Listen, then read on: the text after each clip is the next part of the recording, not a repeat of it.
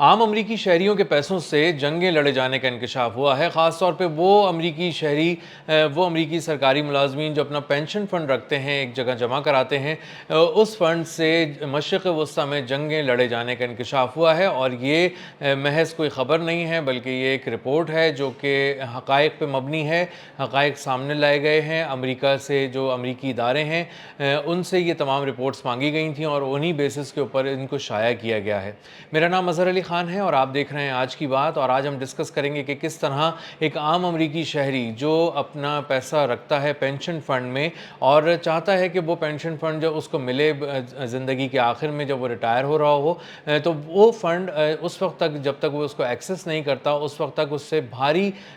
سرمایہ کاری کی جا رہی ہے، وہ بھی جنگوں میں جھونکی جا رہی ہے، اور جنگیں جو ہیں وہ پروفیٹیبل جنگیں ثابت ہو رہی ہیں، اور وہ وہاں کا منافع لا کے امریکہ کے سرکاری ملازمین کو دیا جاتا ہے جو ریٹائرمنٹ کے قریب ہوتے ہیں۔ یہ ورجینیا ریٹائرمنٹ جو سسٹم ہے، ایک VRS،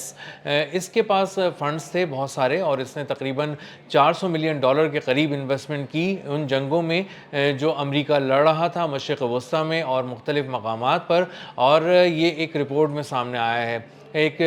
ٹیچر تھیں خاتون، انہوں نے کہا کہ میں نے 23 سال اسکول میں پڑھایا، سرکاری اسکول میں پڑھایا، میں سرکاری ملازم تھی، اور اس آس پہ اپنے بہت سے پیسے جمع کر رہی تھی کہ میں سمجھتی تھی کہ یہ میری محنت کی کمائی ہے اور مجھے ایک ساتھ ہی ملے گی،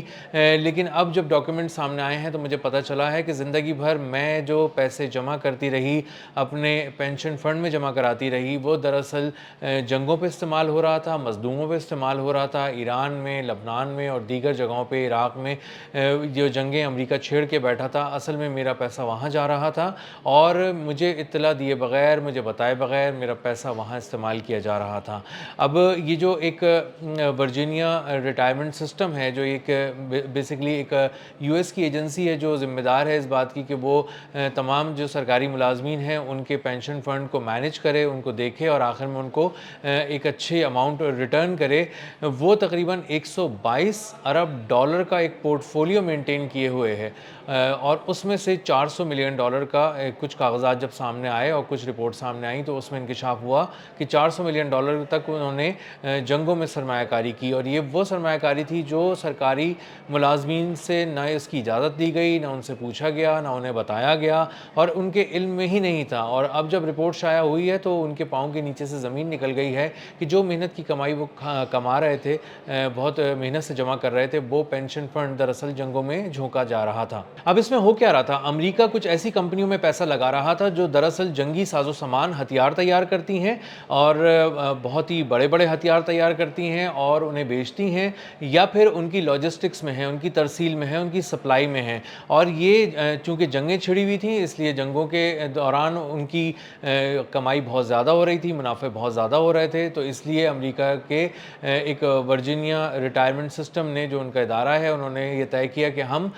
کیوں نہ اس پر پیسہ لگائیں، اور دیگر بزنسز میں پیسہ لگائیں گے تو پتہ نہیں اس میں ریٹ آف ریٹرن کیسا ہوگا، شرح منافع کیسی ہوگی، کتنا کم ہوگا، کتنا زیادہ ہوگا، کب گر جائے گا، کب شرح منافع کم ہو جائے گی، پتہ نہیں چلے گا۔ لیکن جنگیں چونکہ چھڑی ہوئی ہیں اور جنگیں بہت زبردست طریقے سے چل رہی ہیں، لہٰذا ہمیں کرنا چاہیے ان اداروں میں انویسٹ، ان کمپنیز میں انویسٹ جو بہت بڑے پیمانے پر جنگی ہتھیار تیار کر رہی ہیں۔ لاکہیڈ مارٹن جو امریکہ کی نمبر 1 ایک کمپنی سمجھی جاتی ہے، جو ایک ادارہ ہے جو بہترین ہتھیار تیار کرتا ہے، یہ بنیادی طور پہ طیاروں میں اس کی انوالومنٹ ہے، ڈرونز اس کے بہت مشہور ہیں، اس کی جو بہت سے میزائل اس نے ایسے بنائے ہوئے ہیں جو بہت ہی جدید ہیں، پریسیجن کے ساتھ وار کرتے ہیں، ریڈارز میں اور سینسرز میں اس کو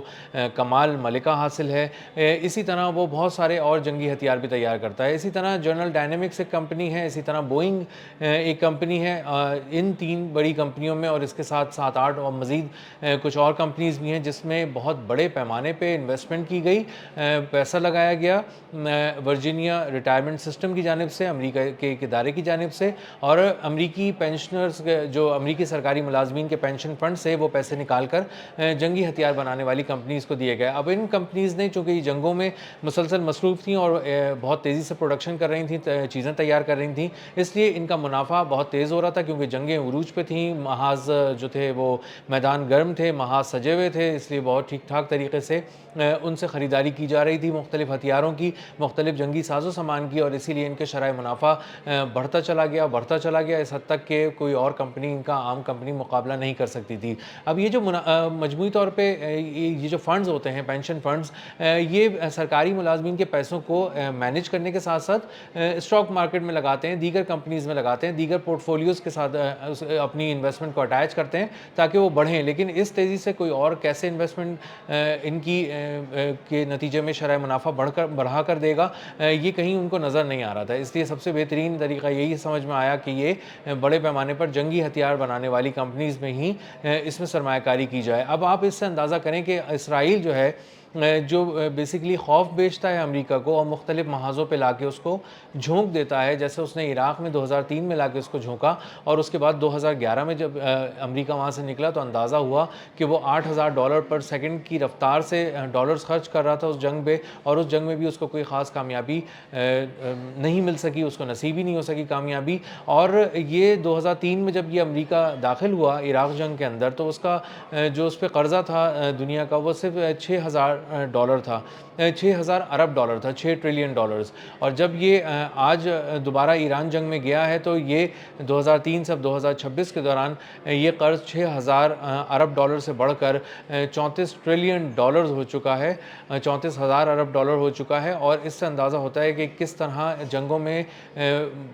بار بار کودنے کے باوجود بھی کچھ حاصل امریکہ نہیں کر پا رہا، اور دراصل یہ اسرائیل کی جنگیں لڑ رہا ہے۔ تو اسرائیل اس حد تک پینیٹریٹ کر چکا ہے امریکہ کے نظام کے اندر کہ وہ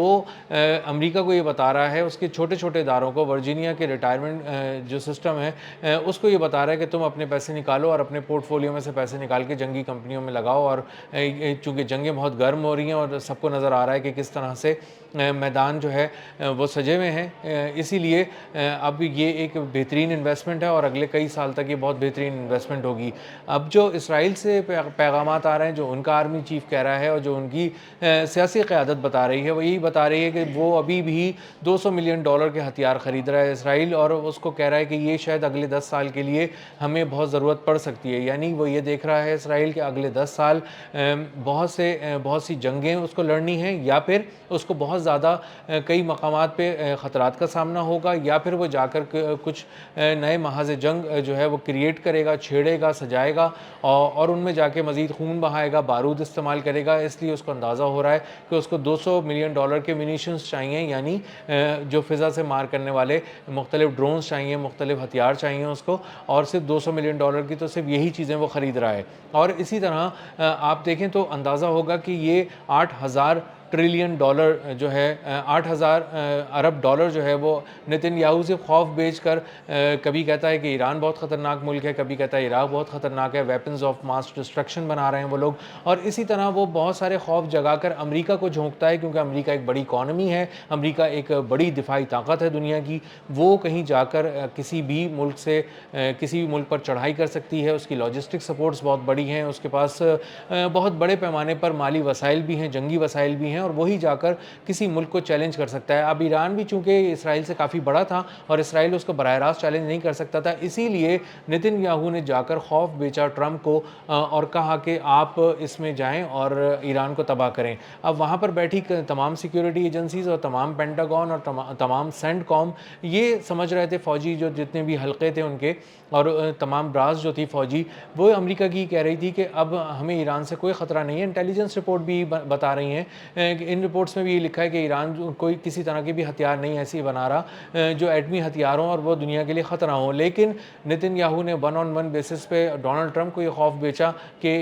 ایران جو ہے وہ حملہ کرنے جائے گا اور آپ پہ بھی ایک دن حملہ ہوگا اور یہ بہت دنیا کے لیے خطرناک ہوگا، اس لیے آپ اس پر حملہ کر دیں۔ تو پورے کمرے میں جو بہت سے لوگ بیٹھے تھے وہ سوال جواب ابھی کر ہی رہے تھے، لیکن ڈونلڈ ٹرمپ کنونس ہو گئے۔ نتن یاہو انہیں بہت عرصے سے، اسرائیلی موساد انہیں بہت عرصے سے اس بات پہ کنونس کرنے کی کوشش کر رہے تھے کہ ایران بہت بڑا خطرہ ہے، اور اسی اسی لیے وہ وہاں چلے گئے۔ اب جنگ چونکہ مجموعی طور پہ نظر آ رہا ہے کہ کافی عرصے سے ایک بہت پروفیٹیبل بزنس ہے، اسی لیے ورجینیا کے ریٹائرمنٹ سسٹم نے شاید یہ سوچا کہ ہمیں اپنے $122 ارب کے پورٹ فولیو میں سے $400 ارب یہاں لگانے چاہیے، تاکہ یہاں پر ہمیں جو ہم سرمایہ کاری کریں وہ ہمیں منافع کی صورت میں بڑے پیمانے پر واپس بھی آ جائے۔ اس رپورٹ کا ایک خوفناک پہلو یہ بھی ہے کہ یہ صرف ایک ادارے کی رپورٹ ہے، یہ صرف ورجینیا کے ریٹائرمنٹ سسٹم کی ایک رپورٹ ہے جس میں $400 ملین جنگ میں جھونک دیے گئے۔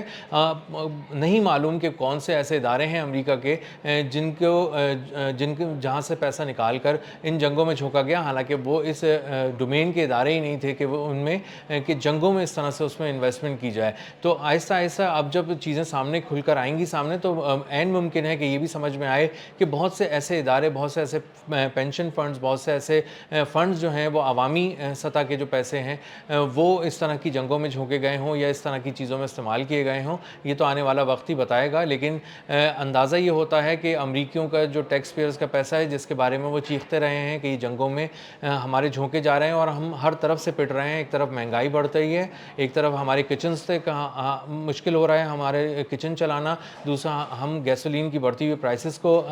اس وقت برداشت کر رہے ہیں، اور تیسری طرف اندازہ ہوتا ہے کہ جو ہمارے پیسے ہیں وہ بھی ایک ایکٹیو وار کے اندر جھونکے جا رہے ہیں جس کی ہم نے کبھی اجازت نہیں دی، نہ ہی ہمیں اس کے بارے میں کوئی علم تھا۔ اب تک کے لیے اتنا ہی، ملتے ہیں اگلے ولاگ میں کسی نئے خبر، نئے تجزیے اور نئے زاویے کے ساتھ۔ اللہ حافظ۔